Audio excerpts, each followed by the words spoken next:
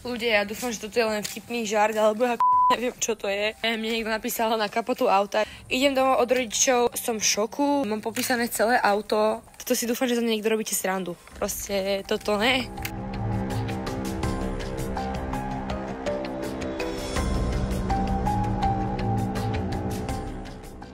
Tak toto je realita roku 2025. Necháš auto pred domom a príde ti týpek v maske, popíše ti ho, zoberie čokolády zozadu a napíše, že chce novú čokoládu a z boku papinky.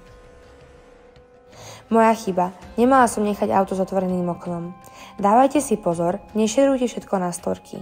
Niekedy vás sleduje viac ľudí, než si myslíte. A ty, brácho, čo si to spravil? Ďakujem za reklamu na auto.